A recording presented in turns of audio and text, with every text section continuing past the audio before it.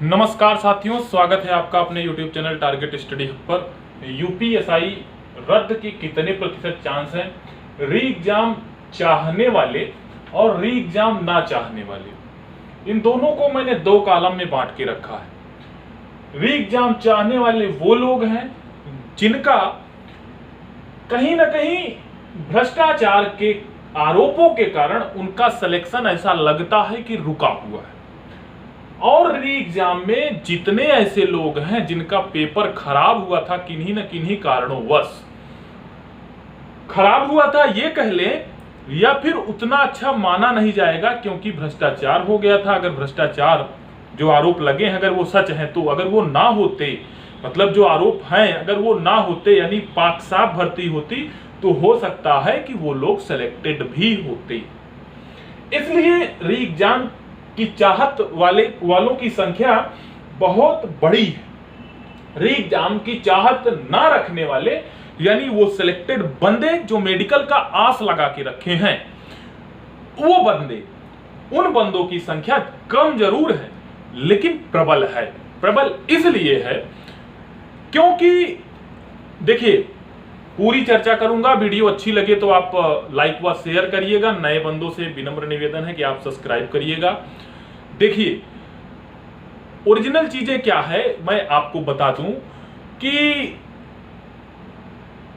सबसे बड़ी बात यहां पर यह है कि जो लोग ये चाहते हैं कि भर्ती रद्द हो, यानी कि री एग्जाम हो, मैं उन लोगों को ये कहना चाहता हूं कि जब तक सिलेक्शन प्रोसेस सही नहीं होगा तब तक रद्द होकर के फिर से री एग्जाम होना ऐसे चलता रहेगा। लेकिन सिलेक्शन प्रोसेस नहीं ठीक होने के कारण फिर से ऐसे आरोप लगते रहेंगे, फिर से आप अपने आप को ठगा हुआ महसूस करेंगे, लेकिन न्याय मिलता हुआ आप अपने आप को महसूस नहीं कर पाएंगे। देखिए, तालिकाओं के हिसाब से मैं समझता हूं कि जो लास्ट मंथ 25 जुलाई तक जो सुनवाई हुई, जिससे जो अभी जोश लोगों के भीतर पैदा हुआ है, उस पर भी चर्चा करूंगा। सबसे बड़ी चीजें जो है रद्द के कितने प्रतिशत चांस हैं। देखिए, रद्द के इसमें सबसे बड़े जो चांस हैं, बाहरी लोग जो कि पूर्व में पुलिस के अधिकारी रह चुके हैं, जो कि अब एक सामान्य व्यक्ति हैं, वो सीधे उत्तर प्रदेश पुलिस भर्ती एवं प्रोन्नति बोर्ड और कंपनी के ऊपर एफआईआर दर्ज करवा चुके हैं। इसलिए ये केस अन्य केसों से भिन्न हो जाता है, जिनके आधार पर हम जैसे लोग यूट्यूब या फिर कोई शिक्षक या फिर कोई यूट्यूबर हो या फिर कोई जो है न्यूज वाला हो, जो कयास लगाता है कि पूर्व में ऐसा होता नहीं आया है, क्योंकि बहुत ज्यादा अनियमितताओं के आरोप 2016 में भी लगे थे। फिर भी जो है सिंगल बेंच डबल बेंच से जीतने के बाद भी सुप्रीम कोर्ट में सरकार खुद को डिफेंड कर ले गई और उन लोगों को न्याय नहीं मिल पाया। तो उसी बात को मैं कोर्ट करते हुए लोग कहते हैं कि ऐसा नहीं होता है। लेकिन इस बार भर्ती बोर्ड पर ही एफआईआर है, भर्ती बोर्ड पर ही एफआईआर है और साक्ष्य प्रबल हैं। इसलिए ये केस आज नहीं तो कल बहुत ही बड़ा केस बनेगा, और इसमें नामचीन व्यक्ति के ऊपर आरोप ही नहीं, वो लोग कहीं ना कहीं फंस सकते हैं अगर सारी चीजें सच हुई तो। वो बात की बातें अभी तो वो दूसरे तरफ चल रहा है, बाकी चीजें कोर्ट में चल रही हैं, हाई कोर्ट में। तो जो 25 तारीख को हुआ, उसमें क्राइटेरिया होता है, वो क्राइटेरिया होता है 10%। टोटल नंबर ऑफ वैकेंसी के 9,534 के 10%, यानी 950 लोग से अधिक अगर दागी पाए जाते हैं, यानी उनके ऊपर एफआईआर करके जेल भेजा गया होता है उनको, तो उनको जो है तो उस भर्ती को रद्द कर दिया जाता है, री एग्जाम कराया जाता है एज पर द जो ऑर्डर है, प्रीवियस ऑर्डर है सुप्रीम कोर्ट के अनुसार, जो अभी मिले नहीं। री एग्जाम की चाहत ना रखने वाले लोगों का ये दलील है। आगे चलते हैं। 300 प्लस लोग पकड़े गए, 300 प्लस लोग पकड़े गए, लेकिन 950 में भी कितने कम है? 600 लोग कम है। वही बातें फिर से, लेकिन अभी 10% का रूल ब्रेक है। पिछली सुनवाई के दौरान जज ने फटकार लगाई थी। देखिए, जज फटकार जो है एक बार नहीं कई बार लगा चुके हैं और बाद में फैसला जिसको फटकार लगाए हैं उन्हीं के पक्ष में आता हुआ देखा गया है। न्यायमूर्ति हैं, किसी को भी फटकार लगा सकते हैं, पर अभी धरपकड़ जारी है। ऐसा जिसको फटकार लगाए हैं वो दलील दे सकता है। ऐसा यूपी में ही क्यों? जो एग्जाम चाहते हैं वो लोग ऐसा दलील देते हैं कि ऐसा यूपी में ही क्यों, यूपीएससी में क्यों नहीं। यूपी या अन्य राज्य में ऐसा, यूपी में ही नहीं, री एग्जाम वाले लोग ऐसा कहते हैं। जो री एग्जाम नहीं चाहते वो लोग ऐसा कहते हैं। यूपी में ही नहीं, ऐसा अन्य राज्यों में भी होता आया है। लेकिन मैं उसमें एक शब्द और जोड़ता हूं कि ऐसे ब्रेकेबल रूल यूपी या अन्य ऐसे राज्य बनाते ही हैं जिससे कि भ्रष्टाचार करने में उनको आसानी हो। ठीक है, ऐसे ब्रेकेबल रूल वो लोग बनाते ही हैं। ये सारी चीजें हो गई। यूपीएससी में ऐसा क्यों नहीं होता? यूपीएससी में ऐसा इसलिए नहीं होता क्योंकि आप हमको बता दीजिए कि देश की सर्वोच्च परीक्षा 60%, 55%, 52% पर कट ऑफ लगती है।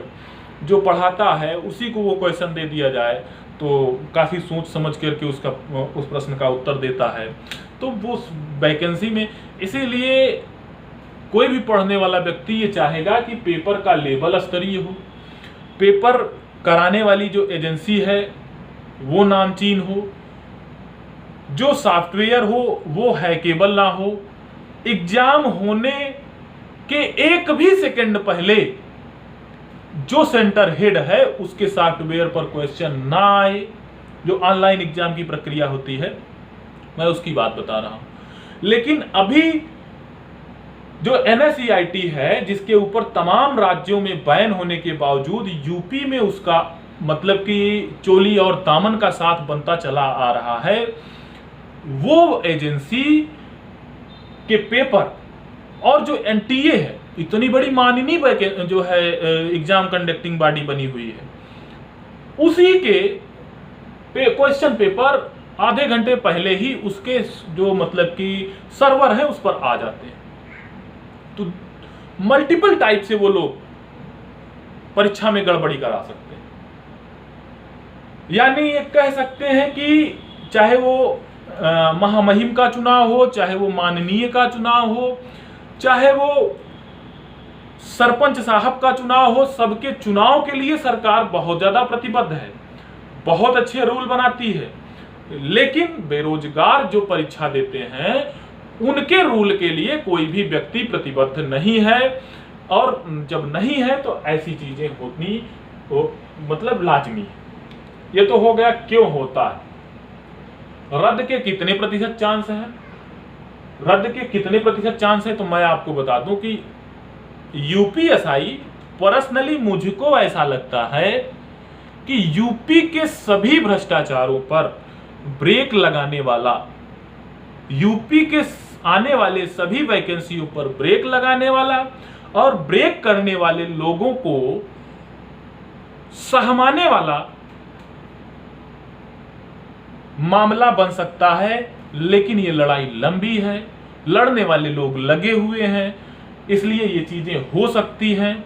अगर लड़ाई लंबी लड़ी जाएगी, जिस प्रकार से पूर्व आईपीएस साहब जो है आप लोगों के सामने आए, अगर उसी केस को मात्र देखिए, मैं बार बार कहता हूं कि यहां पर मैंने बहुत से केसेस देखे हैं।